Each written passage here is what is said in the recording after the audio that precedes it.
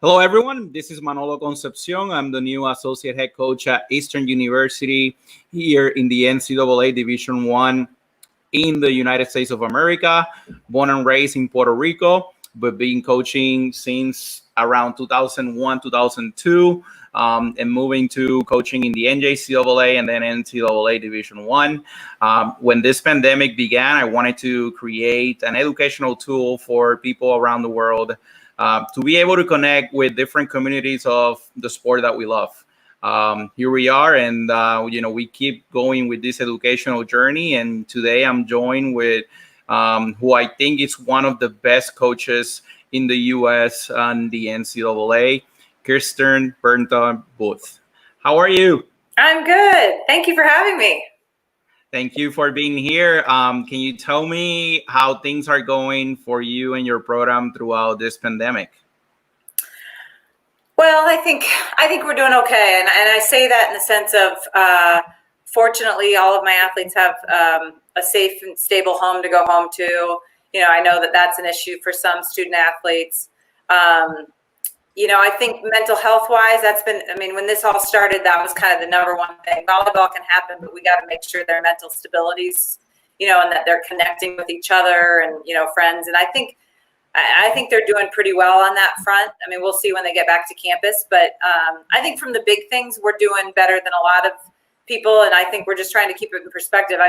Our theme is that everyone's dealing with adversity, but we want to be at the best in the country on how we deal with it. So flexibility has been talked about a lot, and embracing as we get punched, being like, okay, we're ready to jab back and move forward. Not just that, but they're dealing now with another adversity, which is basically, a punch of reality of what has been going on for hundreds of years, but matters of discrimination being put, in national front. Can you speak a little bit about how you're handling that matter within your program? Yeah, volleyball as a whole is not overly diverse, and I can't say that our team is overly diverse. Last year, we had 2 players of color. And I think one thing with managing this is I don't want them to have to be the spokesperson for everyone, right? Like, I don't want to put that burden on them. That's true. What we have done is we brought our director of diversity within the athletic department, and then with our team, and had a Zoom and kind of talked about, how this was affecting. And I think, like a lot of teams, as much as we have different political beliefs, I think we all unite, fortunately, on the concept of racism shouldn't be part of, any aspect of our world. But what we kind of locked into was systematic racism of, it's easy to say, okay, I'm not seeing color, I think we all see color, but, that sort of mantra of I'm not a racist, but are we looking at it historically? Like when you talk about 400 years, kind of, maybe opening the eyes a little bit of, for instance, my grandmothers went to college, and that's amazing, right? Like, I have been given such privilege in my life personally. And, the concept of, are you still there? I feel like I've been locked out. Can you hear me? I'm sorry. Oh, we kind of lost you for a minute. I'm sorry. Yeah. You're back. Go ahead. Okay. Sorry. So, talking about it from a systematic standpoint, and then the next step is how do we take, there's so many pieces of this, right? It's overwhelming. It's not just police brutality. It's our education system. There's so many pieces to this systematic racism. And then trying to take it back, even within our athletic departments, talking to our coaches, but within our team, of how are we going to effectively make some change, at least move the dial forward on the Creighton campus, and then also in Omaha. So what can we do as an institution? What can we do as a volleyball program? And then obviously opening them up to, are there instances that maybe that are happening on campus that we aren't, that our eyes are not open to, so those were kind of some of the discussions that we've had. And I think that diversity is the easy part. The inclusion part of it is the tricky part that we have a long ways to go in many countries, not just the US, but Puerto Rico, and in many countries around the world. And then not just equality, but equity, providing an opportunity for everyone to have a similar chance of getting, the same rights as everyone else.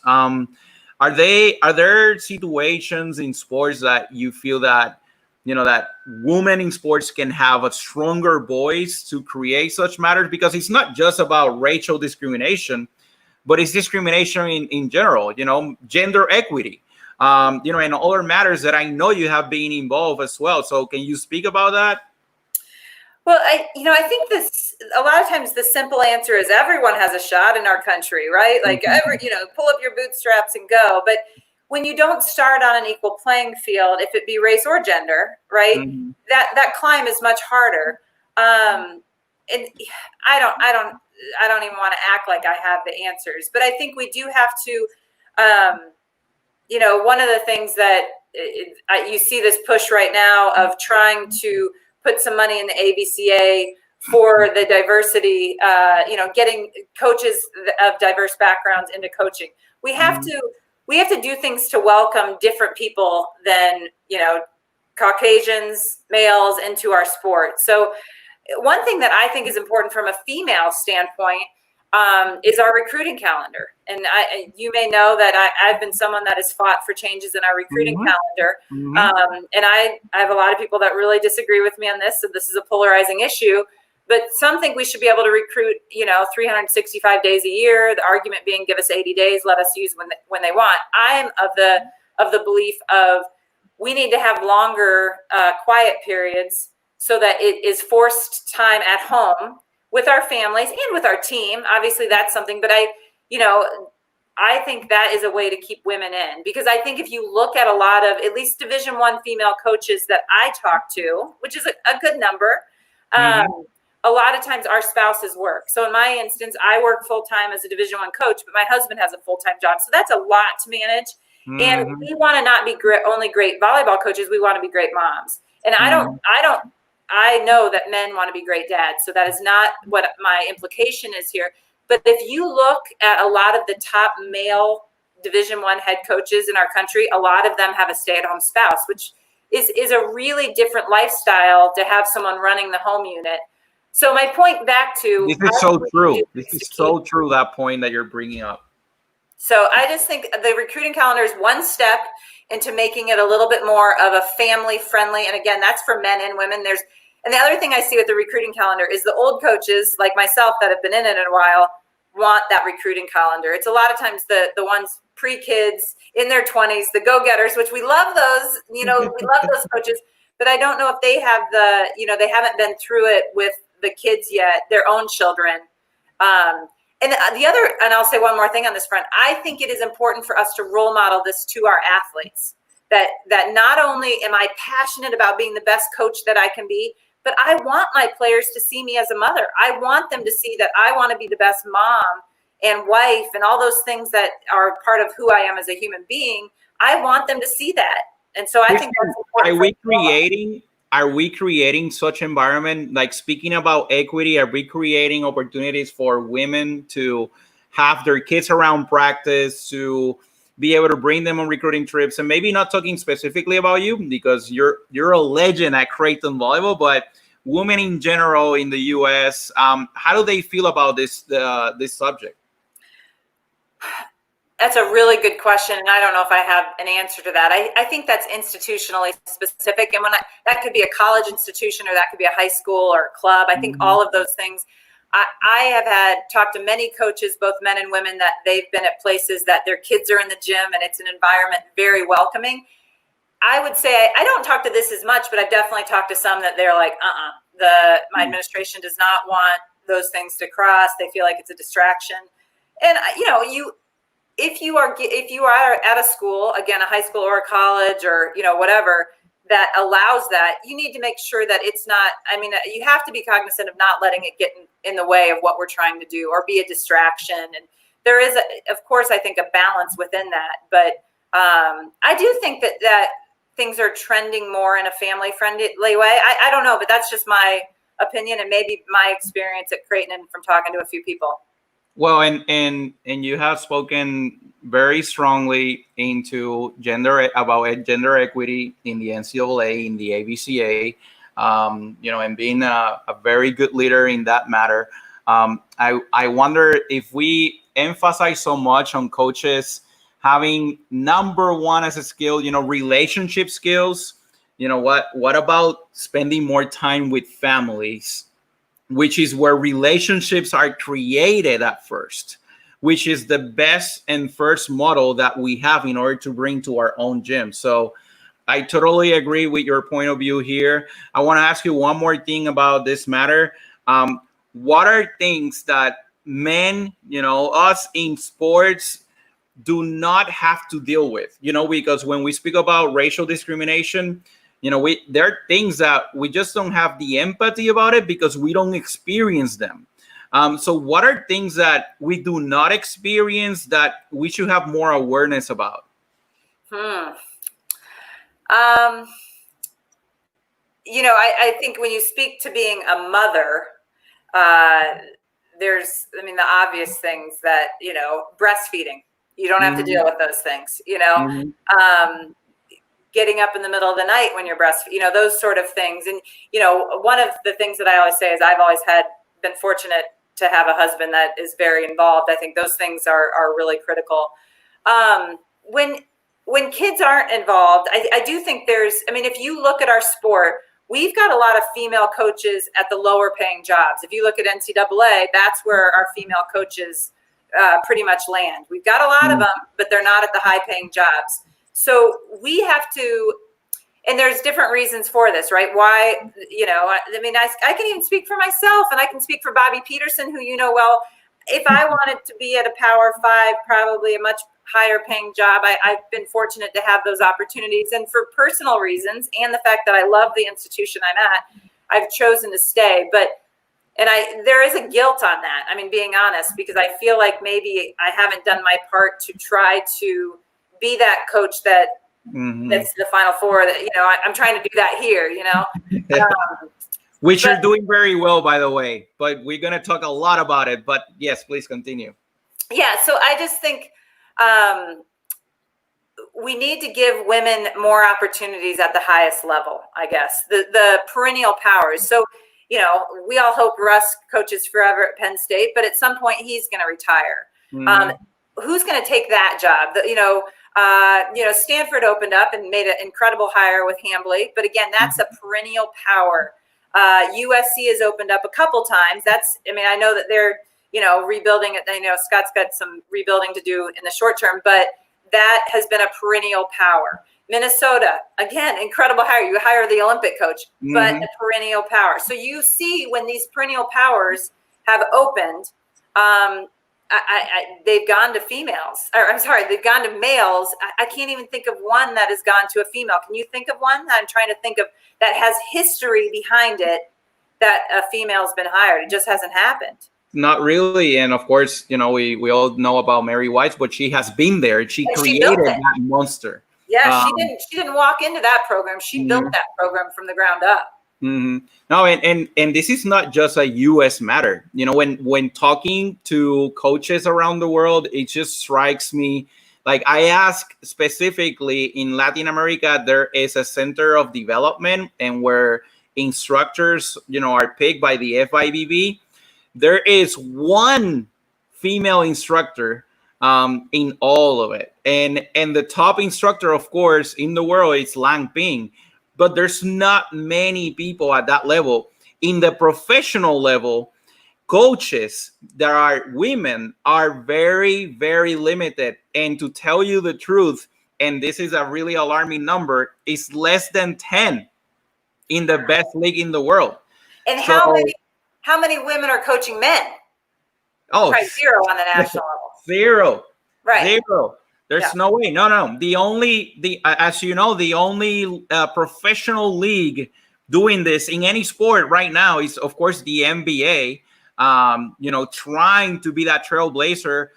Major League Baseball has won, and it's a big deal. So we have to get to a point where it's not a big deal anymore. That is normal. And we train this. I mean, I've got 3 daughters, okay? And my oldest is 15, but I can remember, I don't know if it was my oldest or my middle daughter, around 8. So let's say little still, says to me, why do men coach females? But I don't ever see, when I go to Creighton stuff, I never see a woman coaching the boys, Mom. I mean, so that's out of the mouth of babes. So we're training this, because when you say this to people, they're like, oh, well, women can't coach men. I mean, are you kidding me?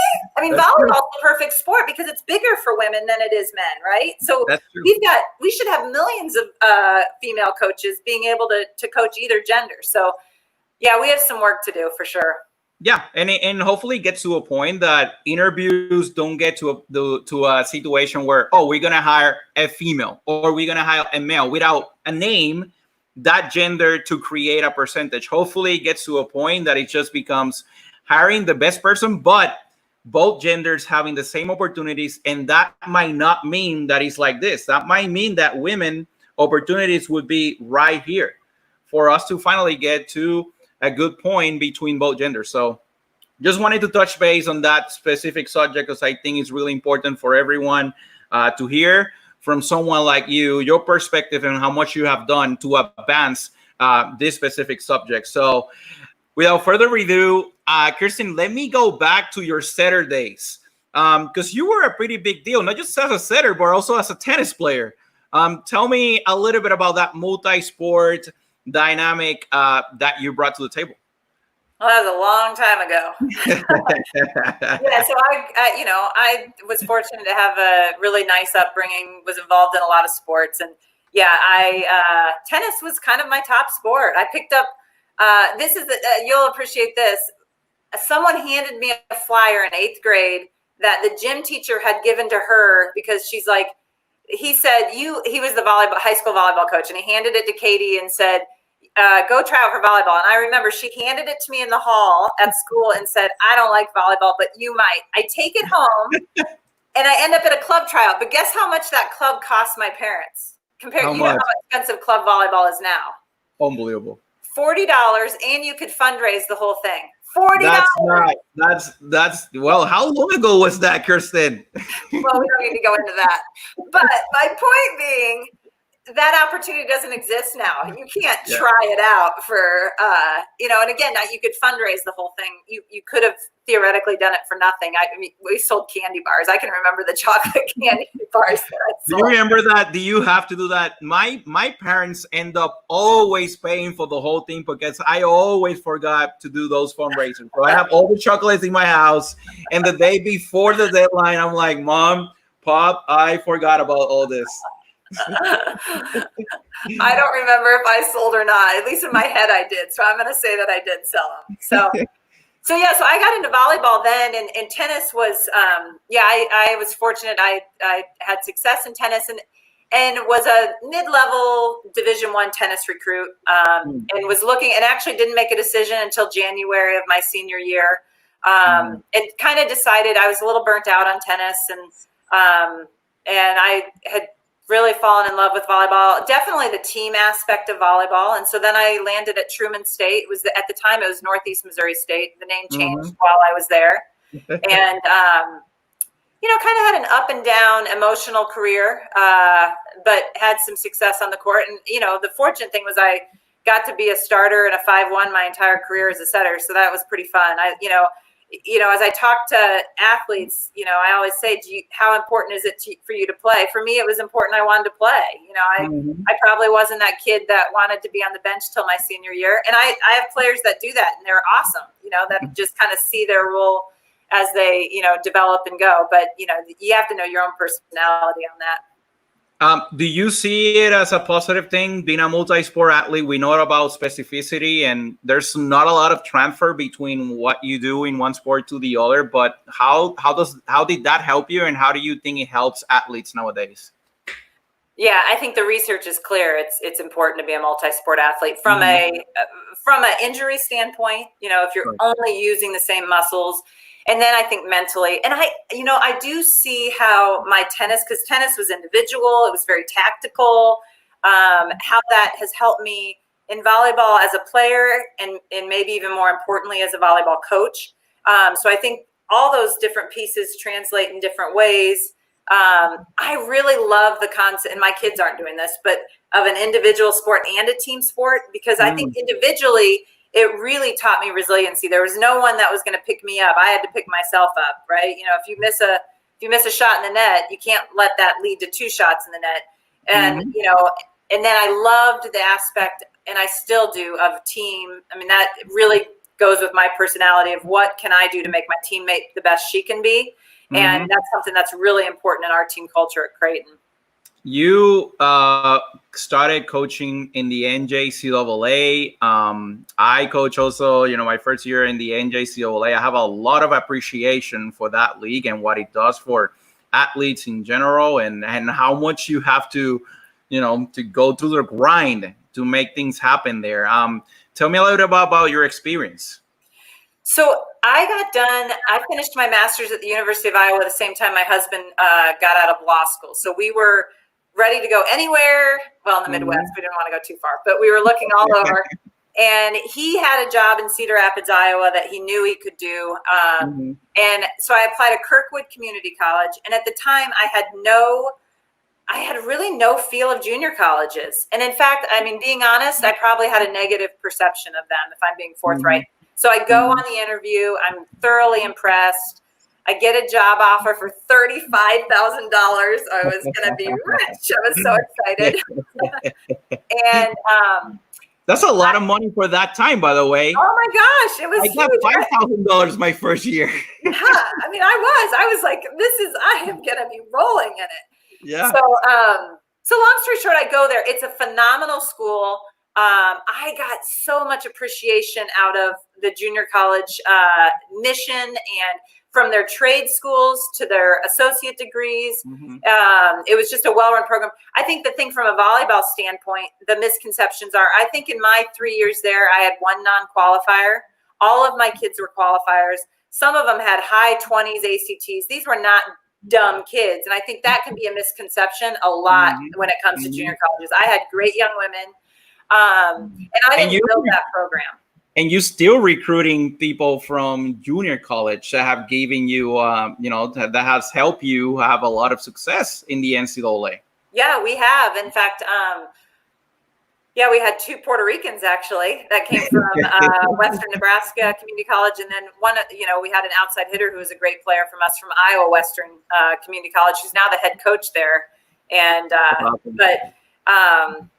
it was an awesome experience. And now understand, out of that $35,000 money and salary, 30 of that came from another job. 5 was designated from coaching. So I was doing, I was the human resource manager in HR. Now it makes sense. Yes. Yeah. Yes. Yeah. Absolutely. So you were also working on that, and then what did that experience in junior college level help you build to get into Creighton University?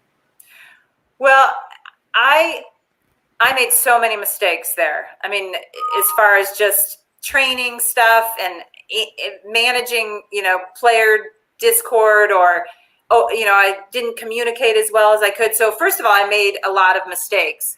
Hey, Kirsten. I'm sorry to interrupt you, but there's someone, I'm speaking about junior college, someone that wants to say hi to you. Okay. Maybe you know her.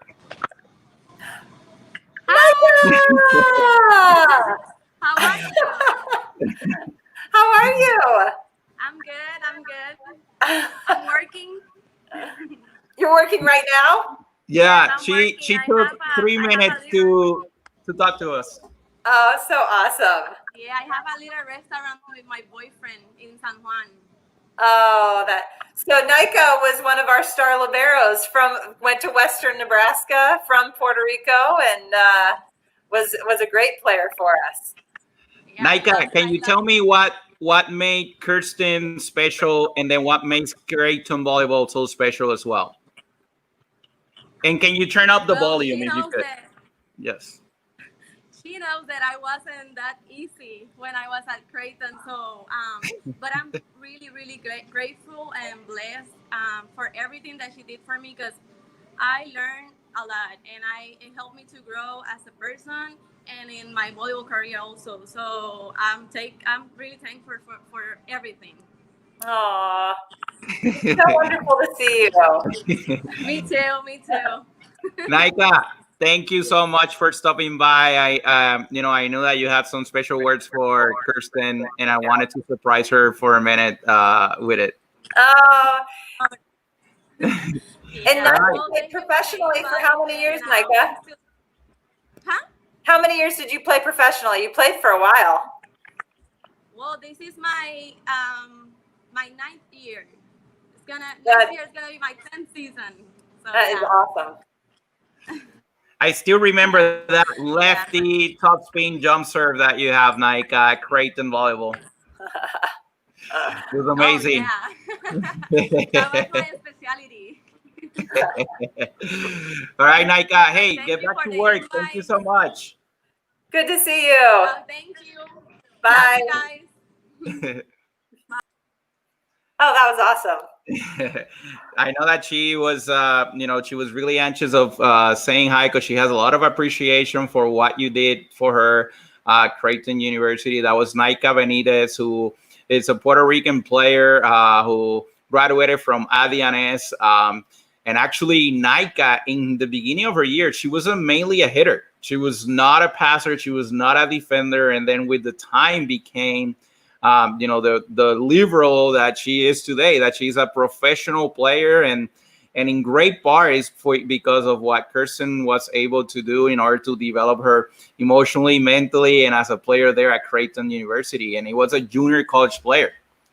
Well, you're giving me way too much credit for that. She had, she played for Giovanna Melo, who's at Bakersfield now. She did a great job too. Great coach at Western Nebraska prior to arrival at Creighton.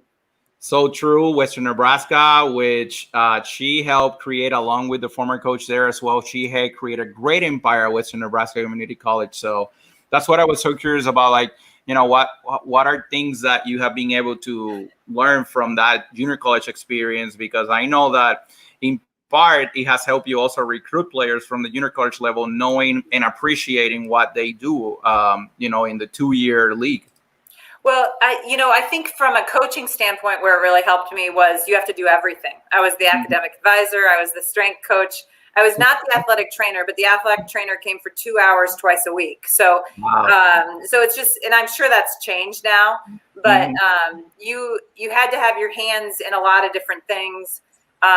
You were the marketing person to try to get, people in the stands. And I have always been grateful of, I'm not great at all those things. I'm not good at strength and conditioning. I'm not an expert. Well, I'm not even that good at a lot of those things, but getting my hands in that was great. And it also gives me appreciation for, being at Creighton and, institutions that you have people that provide that support.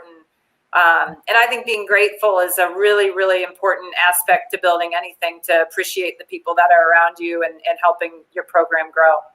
Before we get into the volleyball part, your team has earned 13 academic awards since 2004. Can you speak for what Creighton University means, in your program, the importance of academic excellence? So that's what we've kind of built. That's our recruiting cell. I mean, to be honest, probably very similar to when you were at Evansville, is that, we sell a couple things. We're a little smaller school, so you're not going to have huge classes. You're going to know your faculty is going to know you personally, and great education and great volleyball. And it's not to say a different school's a bad choice. It's just saying here are the differences in these schools. Do you want big? Do you want small? Private? Public? These are just differentiators. And so we've built our program around kids that care about their education. And so getting the award, and I will tell you, they're not getting special treatment to get A's or anything. They're working their tail off, but there's just kind of a environment of kids that want to do well in the classroom. But I will say, usually we tend to we lean toward kids that are pretty high academic, but we also have had kids that maybe barely got in and struggled academically. But the nice thing about Creighton is it's small enough we can provide a lot of resources. And so those kids have been successful too. So I feel like we can, kind of help either type of kid. What I can't help is a kid that doesn't want to work hard. If you don't want to put in the time to work hard, you're not going to be successful. How has your recruiting changed since you got there? Like when you're going into a gym, in terms of intangibles, what are things that you have changed in terms of priorities? What is really important to you now? Well, first of all, they have to be physically gifted. I mean, I'm, being straight up, they either need to be tall or have great hands or great touch, whatever the position is, they have to be physically gifted. And then, Ryan Meek, who's now the head coach at High Point, was with us for 2 years. And he was, I would say, I'm being stereotypical, but that stereotypical male that didn't care about culture, didn't care. I'm just going to get players, work them hard, we're going to win. And I can say that to his face because he would agree that he was that way.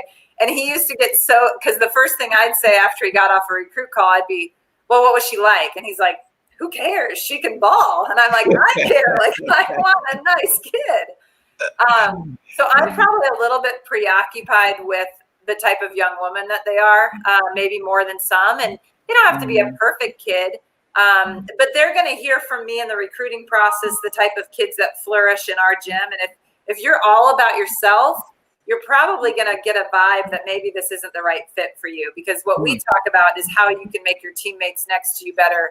And in turn, that's going to make you better. So, and you'll be happy to know Ryan now cares about culture. So those 2 years at Creighton changed his mantra a little bit, but I do care a lot about that. And then, where the differentiator, and I'm not always great at nailing this, is when I look at those players that maybe came in underrated and maybe became, a first team all-conference or an all-American, those kids always worked their tail off. And I'm talking, it could be in the weight room also.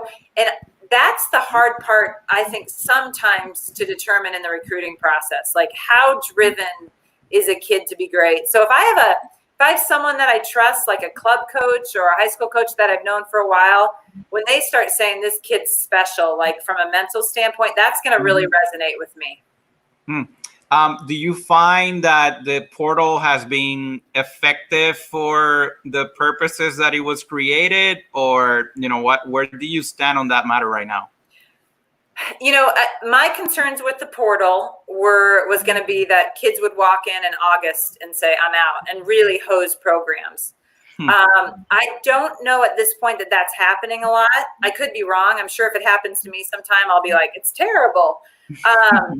I think the premise of the portal has been pretty positive, because what I'm seeing in general is that when a kid decides to transfer, they haven't already decided where they're transferring to. And you and I both know that's the way it used to be. Like, they'd make sure they had their backup plan before. And I don't sense that that's usually the case. I'm sure there's some people that are doing it kind of illegally behind things, but our experience in general has been a lot of kids enter it and really are looking around, and and we've definitely picked up transfers, and obviously we haven't cultivated those relationships prior. So I think it's better than where we were. What do you think? I'd be curious your opinion. I think that the before the portal, it was still a free agency type of deal where club coaches were fishing and seeing like, hey, let me know if you need such and such position, because I have a player from such school that is looking, but she would not say anything until you say anything. So I honestly don't think that has changed much, unfortunately. But yeah, the only part that I feel like we have to find maybe better solutions is that the portal is serving as, I'm going to go to my first school and see how it goes, instead of, hey, you know what? I'm going to go to this school and I'm going to grind it because I know what to expect, because I have done my homework, because I am not rushing my recruiting. And then, after 4 years, if I get a great opportunity for graduate school elsewhere, then I'll use it. So I think that I'm kind of like torn between one thing and the other that could serve for two purposes. And as long as it continues to get better and kids actually do their homework and we do a good job as coaches also not rushing them, it could be a great tool for everyone and from all parts. Yeah, and I think we'll be able to tell from the stats, does it jump? Were we at we were at about 10% pre-portal? Are we jumping to 18%? Something along those lines, or are we staying status quo? And, I think it's almost too early to determine if we are actually seeing a jump in transfers. And it's been interesting, basketball, they have to sit out, although that could change. And they're at about a 30% in men's basketball. And I think women's is higher than us too, 30% transfer rate, and they have to sit out. So, you just hope our sport doesn't get to that point. How about coaching principles? What are your non-negotiables in your gym? From a training standpoint or from a culture standpoint? Because those are two different things. Let's go culture first, and then after that, if you can tell me also like training purposes. So, our non-negotiables is that you need to come in with a good attitude every day, ready to work hard. And you need to work hard every single day. If something's going on in your world, because one of the things we'll talk about, there are bigger things in life than volleyball. So if you've got something going on in your world, you probably need to tell the coaches, because, if not, we're going to have the expectation that you've got to work hard every day. You can't, if you're pouting in our gym, you're going to be called on it, and I'm not going to yell at you, but I'm going to go like, hey, what's going on? Why, is something going on in your world? Because you're not reacting the way that you normally react. So, that has been a growth for me. I mean, I can remember when I started coaching, I had a couple kids that would be mad and they'd roll their eyes. And I'd feel it. You can tell if you've lost a kid, right? And at that point, I probably didn't have the courage to deal with it sometimes, unless it got really bad. And now, even if you rolled your eyes at me one time, and again, it's not that I would attack them. I'd say, did you know you just rolled your eyes at me? Yeah. Okay. Well, what's going on? Because that's not okay in our gym. And so what I've learned is you deal with stuff immediately without anger. You find out the information, and then hopefully your point is made. Like, that can't happen. Okay, I'm not going to roll my eyes at coach anymore. And we're not in a fight. We've moved on. So I just think that sort of stuff is non-negotiable. It's interesting. I try not to sweat we can't be late to practice, but, I'm not going to lose my mind if someone's late for practice, because maybe my AD always talks about the bank theory. Have you heard about the bank theory? Tell me about it. So you're always putting deposits in, right? And so if you're a junior and suddenly you're late for practice one day and you've been on time for 3 years, maybe you've built enough of a bank account that we can say, okay, something happened, let's move on. As compared to if you're making withdrawals all the time, that might get you booted out of practice for the day. So everything's a little bit gray in our world. I can tell you, I had a player a few years ago, greatest kid ever. Slept through. We get to practice. We're cornering up. Ashley is not there. And everyone's like, where's Ashley? And the team goes into panic mode because they know Ashley is going to freak out. Because he's the greatest ever, right? And so they call her and they wake her up. And she's, of course, just beyond her. She's running. And the team is like, Coach, you can't get upset with her. She is not, I remember them pleading. Like, they were like, if we need to be punished, let's do it before she gets here. And I was like, listen, we're going to run it down and back. We'll be fine. She's punishing herself enough right now. So, like, that's a kid that had been a great kid. That never does anything wrong and then just makes mistakes, and she earned the right to make that mistake. Yes. And sometimes I'm probably, like, I've had teams that will consistently forget like the oops bag or, a jersey. And I probably don't come down hard enough. And so then it happens repeatedly. And those are the years that I'm like, okay, you guys, like, we have forgotten 3 jerseys this year. Like, am I going to have to start running? Because if that happens again, like, I'm going to have to be mean now, so it's kind of like, I'm going to negotiate, but this has to be better. How about training principles? Training principles.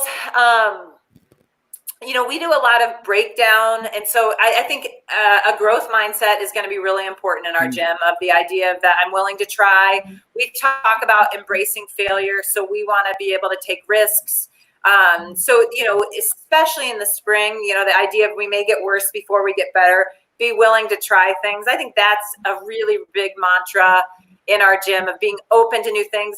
And I love, like, anytime we get a new coach in our gym is very much of, try different things for each kid. So we have a middle who's now going to be a senior, but her freshman year, she's swing blocking. She's 6'4", she's started every year, but she was at about 0.75 blocks. And what we were finding is her arms were up late, and she was just getting tooled. Well, we switched her to static, and she jumped a half block immediately. She went to 1.25. And I know that's not trendy, right? We don't like static blocking anymore. But for her, it's been a really, I think, good change.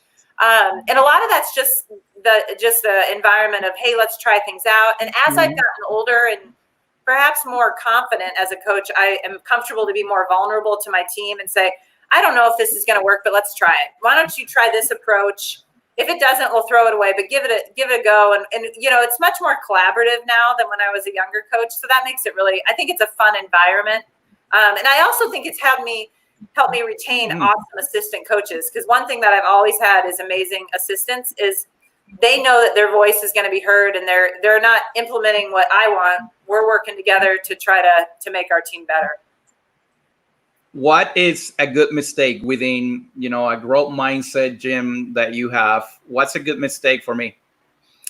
My favorite mistake is, so we work a lot on high hands, and the way we train it is like hit it to the wall. The trajectory has to be up. So is my favorite is like with a big crowd, and one of my players just chunks the ball, and it looks like it's just a torpedo.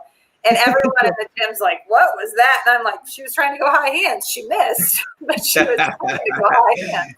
Try the right things. Yeah. So my mentality, and I think if you've seen me coach, is we're going to try to do the things the right way, and we are going to go for it. I always want them to swing at end game. That's when it's fun. So, they will swing at end game all the time. And usually it works out. It doesn't always work out, but we are always going to reward aggressive swings, almost to a fault. I think we're probably more aggressive than some. So sometimes we're a little higher air, but I'm always going to reward good decisions. What's going to really tee me off, though, is if you've got a set under the net and you just try to hit into it, that's not okay. So a lot of times if they make an error, what were you trying to do? And the wrong answer is, I'm not sure. Well, that's not okay. Like, that's not okay. Oh, I was trying to tool off the outside hand. Okay. What you're saying about late in the game, making, taking those risks and paying dividends is correct for the people that are watching. Creighton University volleyball average last year, 41% side out first ball side out percentage compared to an opponent 36% after point 20. So definitely a stat that tells you right there that your group is actually willing to take those risks, without any hesitation. Last year you had a plus minus point difference of 377 points towards your team. So you were plus 377 last year. How do you evaluate that year? How did it go? And how, what were some of the things that you were trying to establish with your program? I wish I could have a couple of those points at specific moments. That's what I'd really like. I thought last year was honestly one of our best years ever. And this is why we graduated a ton. And it was to be a rebuilding year. And I had incredible leadership. And I wasn't sure going in how the leadership would be, because our leaders, well, especially two of them, were quite quiet. But what I learned through the leadership was that when they spoke, they were very, very well respected. They always were the hardest workers in the gym, and they just always did the right things. And so they carried a lot of cachet. I see that you've pulled this up. So for those that don't know, we lost to Minnesota in 5. And we got smoked in the first game, but our game plan was working.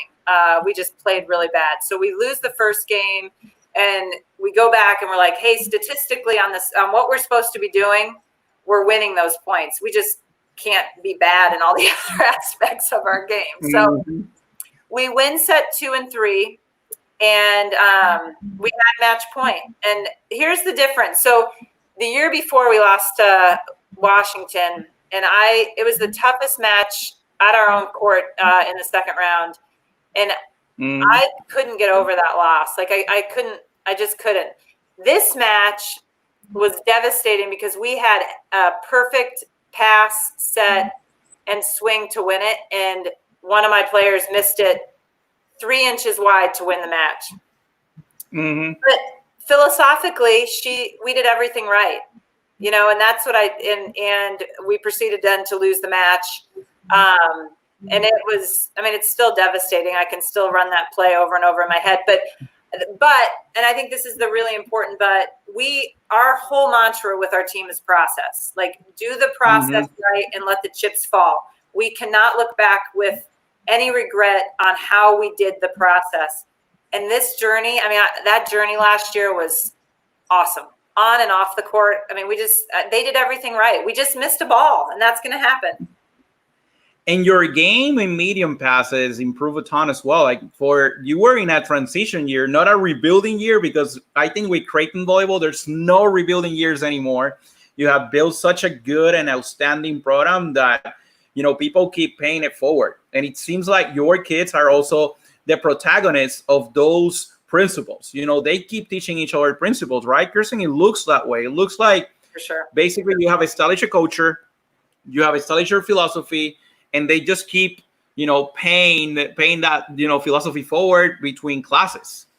I think that's really true. And I think the rub with that is I'm not naive to know that couldn't change in a heartbeat, right? Like, you can spend years cultivating what you think is a strong culture, but you have to continue to cultivate it, because the moment we take the eye off what I think is critical to Creighton volleyball's success, which is our chemistry and our culture, and we lose it, all of a sudden, I think we become very average. I do think we've got special kids that buy in, and it is passed down. And I'm not saying every kid that I recruit has to fit this exact mold, but some of the kids I recruit must fit that mold so that they can hopefully envelop everybody else. I'm not going to name names, but I have had kids in my program over the years that I think could go either way, like really be problems, maybe attitude-wise or partying, just teetering type kids. But they were around wonderful, hardworking kids, and so they followed that lead. Had they had a different possibility to follow, I think they could have followed that. But so I think that's a balance as a coach. I think you can take risks on some kids. Not every kid has to be perfect. But you can't have too many leaders that may lead in a bad way. So, that balance is really, really critical as you recruit, I think. I agree. I think that the strong leaders cannot be energy vampires. I think that as long as we have that in our gym, and as long as we violate that, we are in trouble. If we negotiate character, and talent, that's never gonna be good news. I have had a bad experience with one of the players where I negotiated that. I feel like she was one of the most talented players coming to our program, so we're gonna let slip some of the things that didn't pay good dividends at the end, because two things happened. She tried to take the team by hostage, and then the other thing is that the kids around ask themselves, why should I trust the coach if he's letting all this happen in front of me? What you just said, I think, has happened to every coach, right? And usually, universally, you learn it's not a good decision. And the term of let a kid take your team hostage is one that I use also. And I think experienced coaches have probably, I can tell you exact scenarios where you're just saying, and I think most coaches could, and you learn from it. And then the next time it happens, you're quicker to make that switch. And but it's so true. No kid, regardless of talent, is bigger than the program. No kid. Have you allowed specific kids to be more individual because of their personality within that team-oriented personality that you have created in your program? How do you make those kids fit? Maybe more introverts, maybe someone that is more, into themselves. How do you make that happen? Well, there's a baseline. I think, trust with your teammates is huge, right? So what we try to do off the court is develop a level of trust.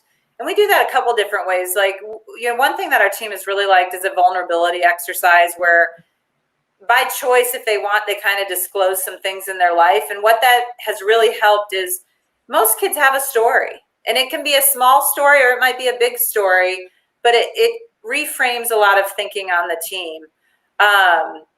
As far as not every kid has to be a cheerleader. I've had some incredible kids that were quiet. What I ask for is consistency.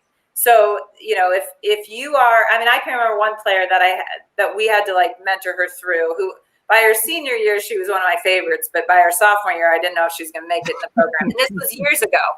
And she would, she's a successful adult now, and she would agree with this, but she was the most upbeat, crazy, fun kid some days, and then other days she'd walk in like this. And I don't care which one you are, but you can't sometimes be the energy bus and then sometimes be the energy sucker. So that's what we talk about is whatever your personality is, we can deal with that as long as we know you're bought in and you're working hard. But it needs to be the consistent. And that goes for the coaches, probably even more important than the players, is that they have to know I'm going to be the same person every day. If they do something wrong, they can't be concerned that one day I'm going to lose my mind on them and the next day I'm going to go, yay, it's okay. They need to know this is what's going to happen. She's going to say this, whatever. And that's what I always say. There's so many great coaches that do it different ways. You've got screamers. You've got people that don't say anything. You've got whatever. And they're all phenomenal coaches, or they can be. But their players know what to expect from them. And they're not sideswiped. They're not scared. And then, and before you can even get there, you have to cultivate trust and love within, that they have that from you in the first place. So there's so many pieces to that, but I think consistency is numero uno on that. For some of the subjects that Kirsten is being touching right now, for people watching, I invite you to read The 5 Dysfunctions of a Team, which all teams, no matter what sport or business you're in, might have at least one of them. It's written by Patrick Lencioni. It's a great book, great guide, something that maybe you can share with your players as well. Of course, like she mentioned, of course, The Energy Boss is also another great book. So for people, watching, if you were wondering what to do during the summer, those are two good books in order to work on your culture as well. In terms of artificial harmony, how do you identify that and how do you battle against that? Because in women's volleyball, it tends to happen a lot where, chemistry is really important in comparison to coaching, men's volleyball, where it's more individual. I feel, at least my experience have been when I was coaching in the pro league, the men's, it was really individual. The teaching was more individual. The concept that they had in their mind was more individual. Goals and expectations were more individual. How do you compare both matters? So let me understand the question. You're saying how do I cultivate kind of how do you battle against artificial harmony within a team? How do you get them to be vulnerable? And, because you have built a culture of vulnerability, you have built a culture where everyone has a growth mindset, or you want them to have that. Where do you start? You have been there for a long time, but for coaches watching, where do you start? Yeah. Gosh, there's a lot of pieces to it. I think keys, I go back to, from a coaching standpoint, consistency, that they have to know who you are each day. We talk about expectations of behavior on and off the court a lot. We've had a sports psychiatrist that's worked with our team since 2012. That's been a big thing for us within our program.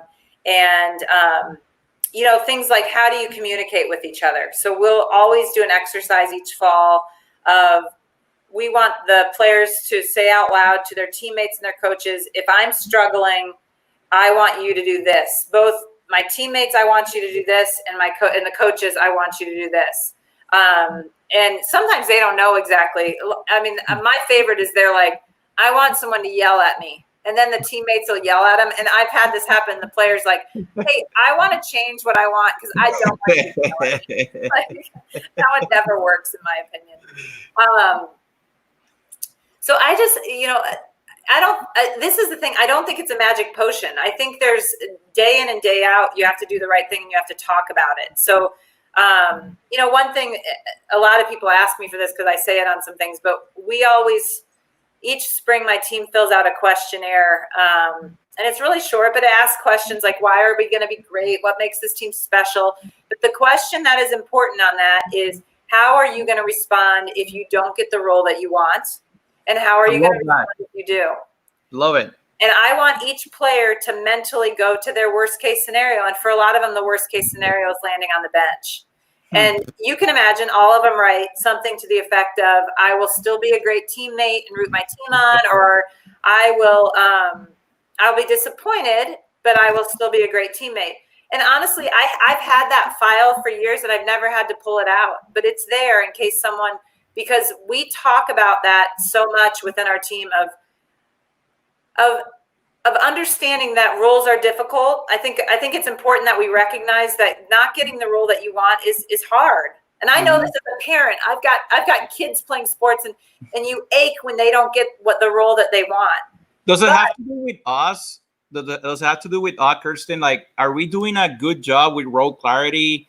Like, does it have to do with the younger ages, like them? Like, for example, a program like yours, you're recruiting the best player of each club. So does it have to do that they're always being the best at where they have been? I think that's true. But I also think, again, in the recruiting process, I just had this happen last week. A kid that we are recruiting has been promised a starting position she is a sophomore in high school, going to be a junior. She's being promised starting roles at schools.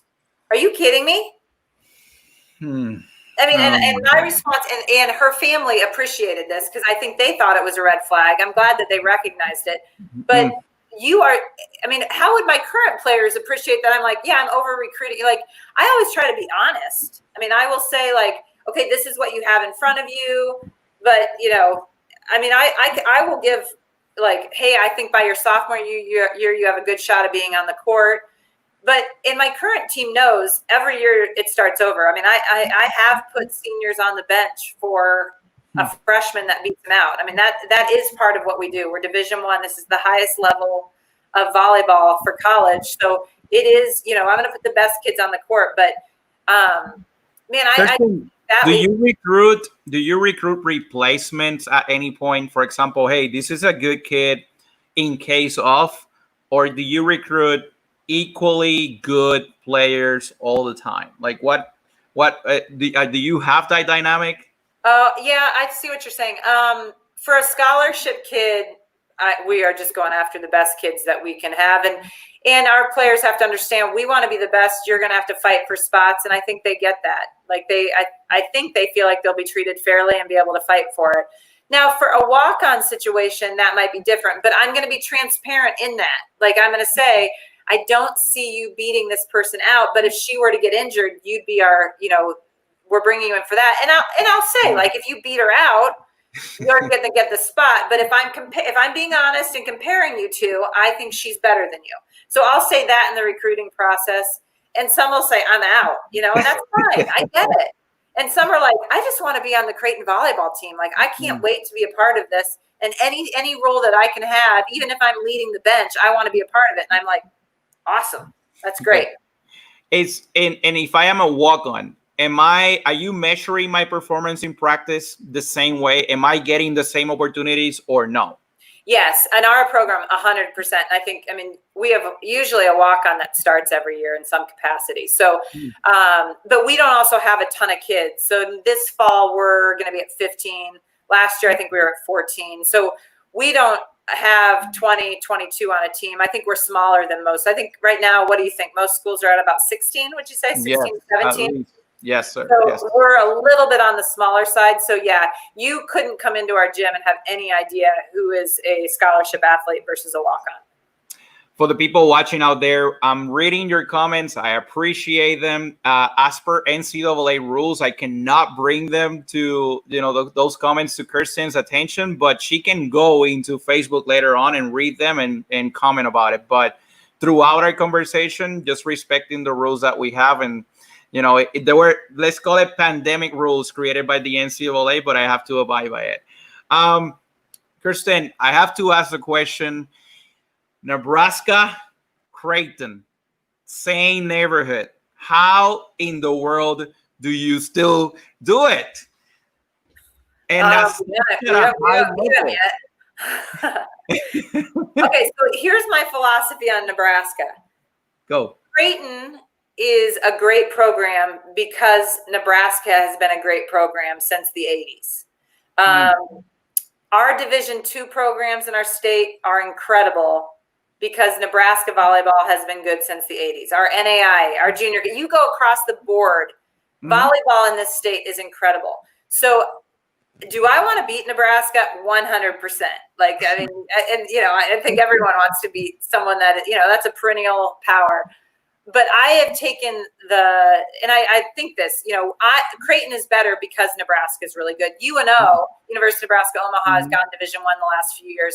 They will be better long-term because Creighton is good and Nebraska is good. Because what's happening is we've got so much talent in our area. You can sustain 3 very good top-level Division I programs by probably having half your team from Nebraska right now. We just have that. And we're in a pretty small population base. So, do I want to beat Nebraska? Absolutely. But honestly, we don't really recruit that much against Nebraska. Where we run into others, we have to beat the other regional schools like Iowa State. Christy is one of my favorite people, so I say that with love. But we go up against Iowa State a lot, Kansas, and Ray Bouchard's, all these coaches that I love, and so it's done with a lot of respect. Kansas State, Susie Fritz, all these, Bobby Peterson. I could go on and on. These are phenomenal coaches. That's who we compete against a lot.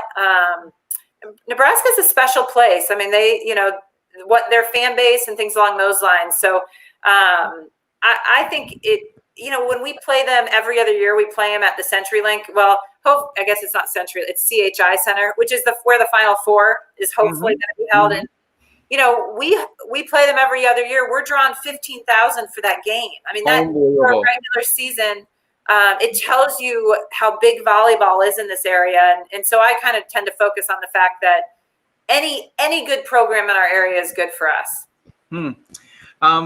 And you said that you do not compete for the same recruits, basically, between you and Nebraska. If I am trying to decide, let's say I'm from Nebraska or from the region, and I'm trying to decide what defines Creighton volleyball, basically. Well, and I should be clear, where we do run in Nebraska is local kids, right? Yeah. Anyone from Nebraska we're usually both going after. But what defines Creighton volleyball? I mean, honestly, I think it's family. I think. And I truly believe this is not coach speak. I coach because I want to build young women, and my job is to mentor them. And I want them to leave Creighton volleyball with 2 things. I want them to have the best 4 years of their life. And then I want them to feel like they can do anything in the world. So if they want to go be a CEO, if they want to be a stay-at-home mom, if they want to go coach, whatever they want to do, I want to have them leave with the confidence that they can go fly and do that. So that is what I hope Creighton volleyball is giving to our athletes. Kirsten, this is an optional, a question for an optional answer if you want to or not. Can you tell me at least how many offers have you got to go elsewhere in the past years? At least a number, like more than one or not less than this. I don't know if I maybe have had an offer that I haven't pursued any position. So calls is different than offers, right? So, and effectively not really almost any offers. How about that? I love it. Okay. And you have a history of recruiting great assistant coaches. What is the key? First of all, what do you look for in assistant coaches? And then the second thing is, what do you do to mentor them, because they go into better things as well. You know, they go into becoming head coaches themselves or assistant coaches in great programs as well. So tell me about it.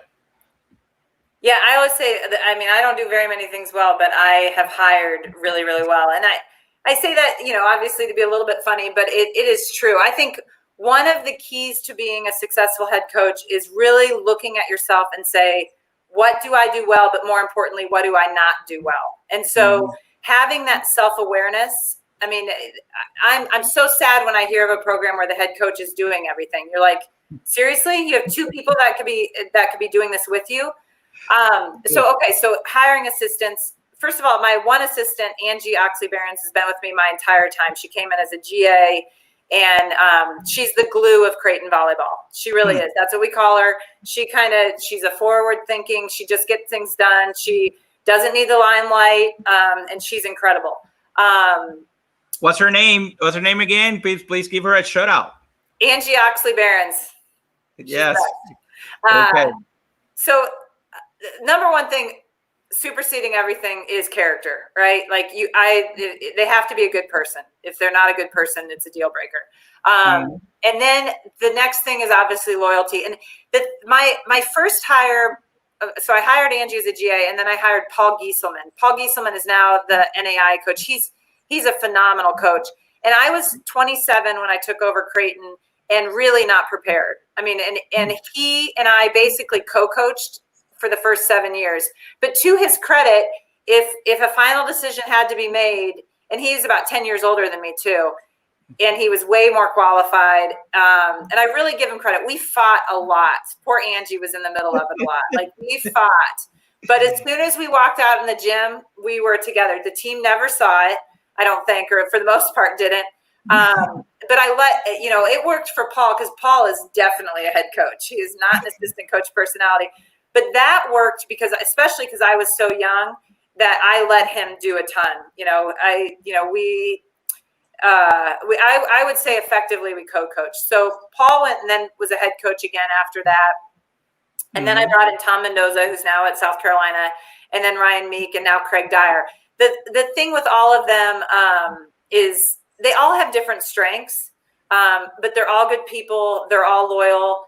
They all, I think, to have really good assistants, they have to be willing to tell you what you don't want to hear. And so I've been fortunate, I think, to surround myself with people that will sometimes too much tell me what I don't want to hear. Ryan was great at that. I hope Meek's listening. But we could all walk out and get over it, and it wasn't personal. It never became a personal attack. And then as far as trying to be able to retain great assistants is, again, you have to give them ownership. And so that means sometimes doing things that maybe you don't think is the right decision, but they feel passionately about it.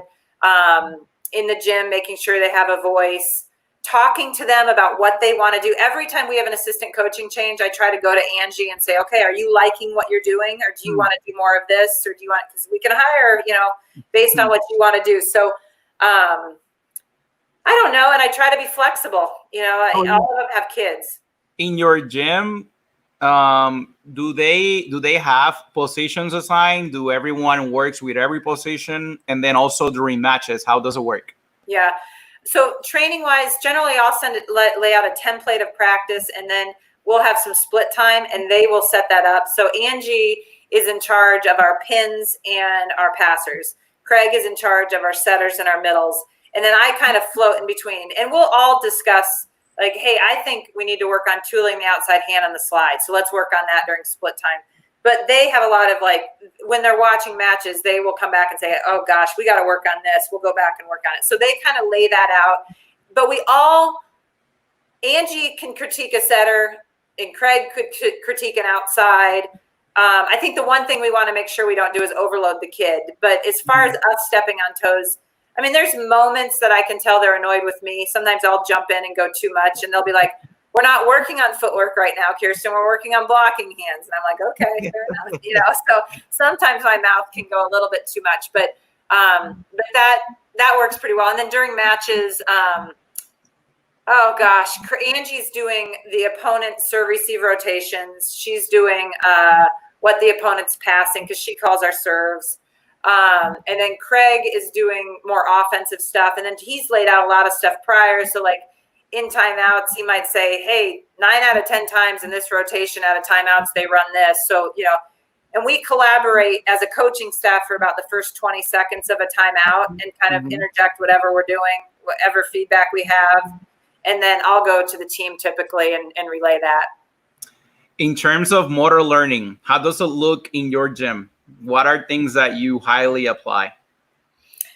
Yeah, we are probably a little old school on breakdown. We do a lot of breakdown.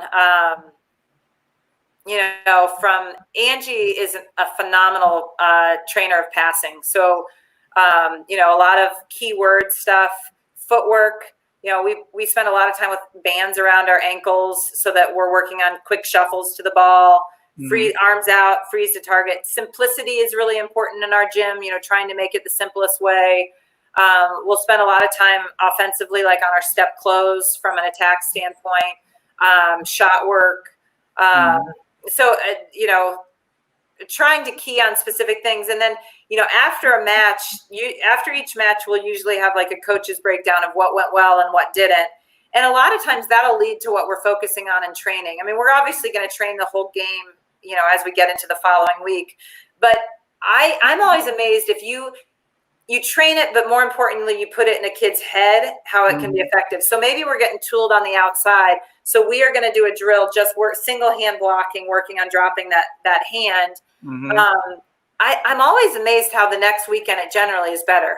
Or like coverage, you know, I think coverage is so hard to train, but if we do a drill where it just goes in like, we got to cover better. Sometimes it's not so much the drill. It's reminding the kids of, hey, we can be better at this right now. The concept of framing is something that you're talking about right now, and how you try to create a specific idea into someone's mind with a simple type of feedback. So talk to me a little bit about what are some important matters that coaches need to consider when providing feedback to players? Well, I think the biggest is don't overdo it, right? I mean, they can only process so much stuff. So we really try to give, especially if we're at an early stage. So we had a freshman this year who's a setter, and you know the spring cut it off. But she's got a lot of really good pieces, but she's got a lot of different things that she's got to work on, from hands to feet to decision making. And what we talked about as a staff was we got to pick one for this amount of time and see if we can get her there and that, and then we got to move to the next thing. So I think that's perhaps the biggest thing, to not overload them. And then you have to have a read with a kid of how much they can take. And I sat down with this kid and said, and she's a pretty tough kid, fortunately. And I said, I'm going to ride your butt this spring, and know that it's coming from love. It's coming from me knowing that you're great. And so I tried to build her up, and that was all sincere. But what I need from you is, if I'm tearing you down too much and you're breaking, you have to tell me, because I'll pull off at that point. But know that I'm not attacking you at all as a person. This is because I know you can be great. So if I'm critiquing every set you make, which gets to that point sometimes, no, it's because I'm trying to push you to be great. So sometimes I think giving kids the heads up, like, I'm going to ride your butt right now on transition every single time, gives them, they're like, okay, then I'm not, as compared to if you don't, they're like, why is she on me all the time? She doesn't like me. So I think there's easy things we can do to not have our kids mentally break. And one thing we haven't talked about is the head. I mean, the head is the piece, right? How are we training their heads? Yep. Yeah, no, and you just mentioned right there, before going into actual mindset, I want to ask you, have you seen an increase of need on, of kids nowadays on the emotional health part, or you have just seen an increase of the awareness of that concept? That's a really good question. And I don't know the answer to that. I mean, we now have obviously way more resources for kids for mental health issues from, what we'll see more often in our athletic department is anxiety and depression, So I don't know. I tend to think there's more, because that's what society is telling us, is that smartphones and all of that have led to that being more of an issue. I also do think that we try, and I think I speak for most schools in the country, what we tell our kids is, hey, this is normal. A lot of kids are going through this, either anxiety, depression, other things. The fortunate thing for you is we have resources that are free, awesome, and available. So if you're feeling this way, let us help you. So, and my other thing to my players are, if you have, some of them just need short-term stuff, but I have had a couple players that had, I've had probably 2 that have had real issues, right? And my relay to them was, hey, if you wait till you get out of college, resources are going to be so much harder to find. You are at it's free. It's set up for you. There's so many things that are so lucky that once you graduate, you're going to be like, oh, I have to go through my insurance to do this. Oh, I have to travel to go do this. There's so many pieces that they don't get. It's not something to push off. Let's handle it right now while it's easy and see if we can move you in the right direction. I think they, for the most part, buy into that idea. Do you feel that the instant reward concept of the newer generations is collaborating towards the lack of ability to handle frustration and decision making and freedom when they get into college? I don't know. I can't say that I feel like, gosh, the athletes that I deal with now are dramatically different than the athletes that I dealt with when I started in 2000. I have trouble making that assessment. I mean, society is saying that yes, all those things are accurate, but I love the young women that I get to work with now, and I loved them then. And I've grown so much, like, on how I handle things. I was so, this as a coach, you develop each year, and hopefully your hope is that as you make mistakes, you get better, right? And so I hope I'm a better coach than I was back in 2003. And so I think some of that has helped too. So I don't know. I don't feel like I have a good pulse of that. Do you have an opinion on that? Actually, I think that has always existed. It existed when I played, and it exists now. I think that more resources are provided to club players now than before. More false promises as well, but I don't think it's a factor as long as we keep recruiting good kids, that mean well. So I think it's on us coaches to recruit the right people before recruiting the right players. I think that recruiting the good people makes good programs, because everything else takes care of itself as long as they're at the level of, of where they're going to. So that's how I feel about it. Yeah. In terms of mindset, it starts with us coaches. How has your mindset changed throughout the years? Like, have you had down years mindset wise that you feel like you could have done better if you were in a better mindset situation? Yes, for sure. I'm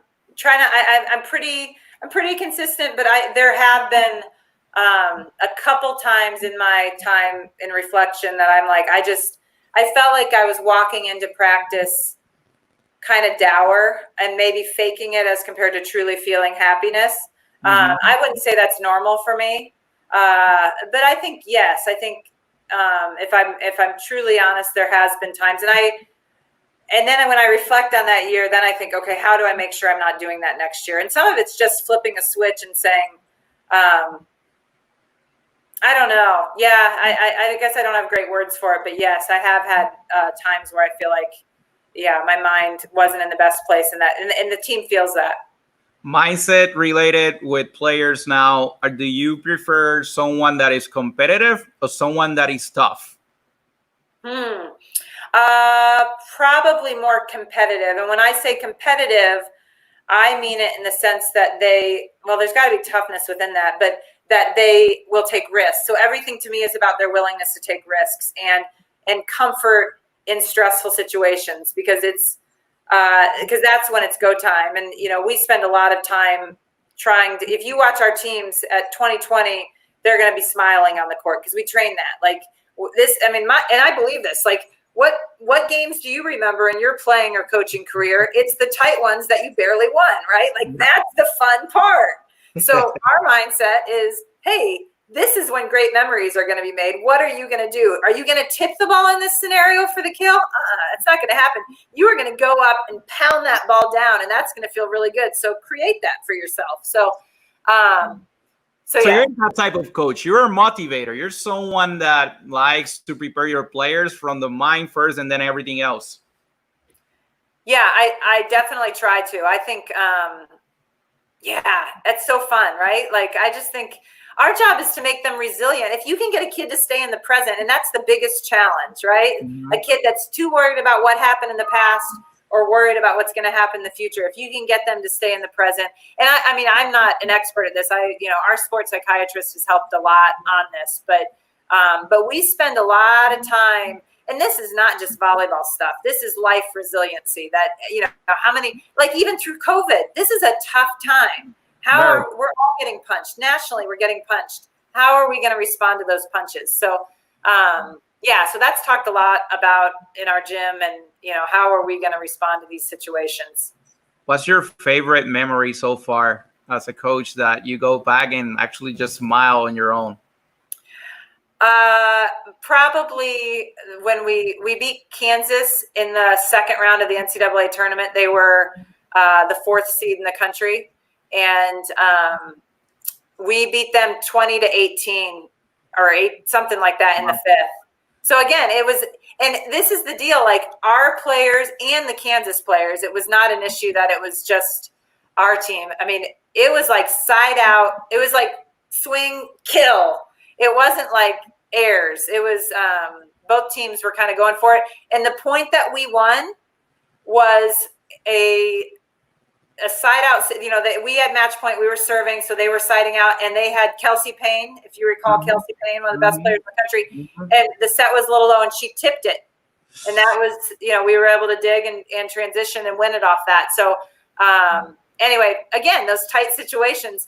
And as much as this year was the exact opposite with Minnesota, that we lost in that match in such a tight situation, I still have weirdly fond memories of that in a horribly fond sort of. I mean, it eats me, but it also I'm so proud of what our team did too. So there's no like special recipe for this, but what are you doing throughout this pandemic to ensure that when your kids come back, they are safe and healthy in the environment that you're going to provide? Well, it's not so much what I'm doing, it's our institution. I think every institution's diving into this quickly. So, when we get back,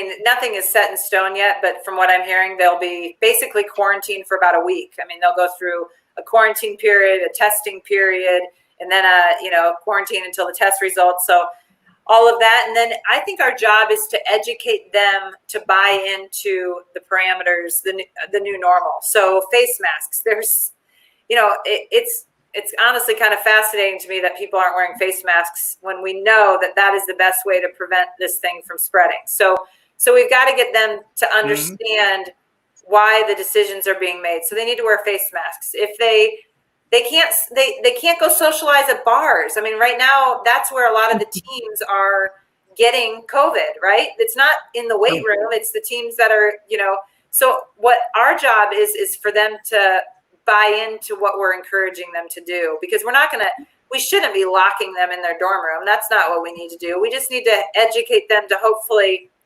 make good decisions, and then you hope it doesn't go, because if it spreads, I mean, it's probably going to spread throughout the team, and it's going to hit some teams. Does your gut tells you that we're going to play this fall? I think we're going to play. I don't know if we'll play the whole season, and I think we'll all have some sort of. Well, I shouldn't say we all, but I think a good percentage of us will either have to cancel a match or have a match canceled on us. But I do think we're going to play in some capacity. So that's my crystal ball. What's your crystal ball? What do you think? If you asked me a week ago, I would have felt different, but I just do not know right now. I think that we're going to play some matches. And then from there, I don't know. I don't know how it's going to happen. We've seen so many, there are kids from our sports going to specific schools and getting the virus. So I don't know, like what, how that's going to be handling our sport. So one last question. If you had total control of this process, when would you start the season? You're talking the COVID process, right? Like COVID, you're talking? Gosh. Spring or now? Oh gosh. No, I don't think I'm on the spring bandwagon at this point.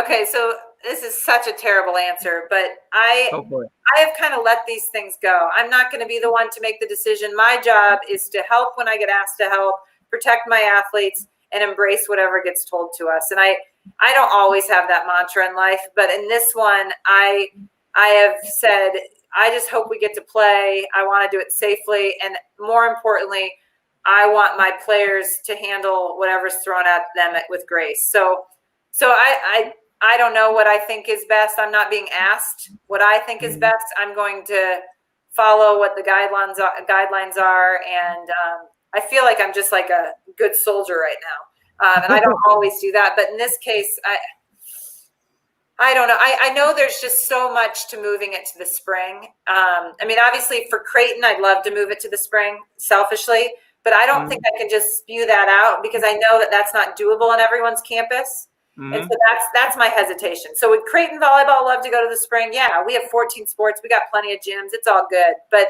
I just don't know if that's the case for everyone. And I don't want to say that just because it's good for me, it should be good for others. Last question. What have you learned from yourself or from your kids throughout this pandemic that you're spending, of course, almost 24/7, with them? Like, what are some of those things? You're talking with my children now, right? When you say kids? Yes. It's been interesting because I've learned that my middle daughter is probably more of an introvert than I thought. Especially initially through school, she liked it. And because she could just kind of be by herself more. And then my other one, my older one, hated it because she wanted to be more social. So my transfer for that as a coach and as a person is, it really did, just because I think something, I have to really be aware of what's best for each person. I know that seems simplified because obviously we should know that innately, but it was a big moment for me to be like, hey, my daughter likes hanging out in her room by herself sometimes. And that's okay, because I wouldn't want to do that. Like, that's not my personality. I'd want to hang out with the family. But so yeah, that each kid's different, I guess, and that's okay. I will say we've had family dinners each night. We've played games, but it's ebbed and flowed. Like at the first month, I don't know about you guys, but like the first month we were doing games every night. We had the Booth Olympics. We were doing all these things. And now we're like, we need to get out of the house. We've seen each other too much. Kirsten, any final words for your fans and people watching right now this transmission? Well, this has been so fun, and I appreciate, what an honor to be on this with you, and I love what you're doing and growing our sport. It's a pretty amazing one. Thank you so much for being with us today. I have been learning a lot from you. I've been watching you from the distance all the time, as an opponent, when you were in the Missouri Valley Conference, and then now, as a fan of you, of what you have built and the person that you are. For anyone that has been around Kirsten or know about Kirsten, know that she's not just known about being one of the best coaches in the U.S., but also one of the most humble coaches as well. So I think that it starts there. The quality of person that she is, and that's the quality of people that she's bringing to her program as well. So you're the reflection of what Creighton continues to become. So thank you so much for what you're doing for the game, for gender equity, and for the NCAA in general. So with this, we end this program. Remember that you can go and like and follow our Facebook page, which is called Volley Junkies. And this interview and many others are also in the YouTube page called Volley Junkies.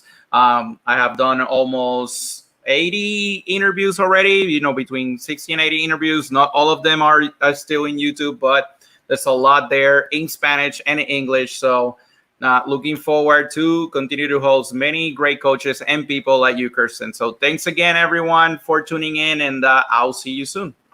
Thank you.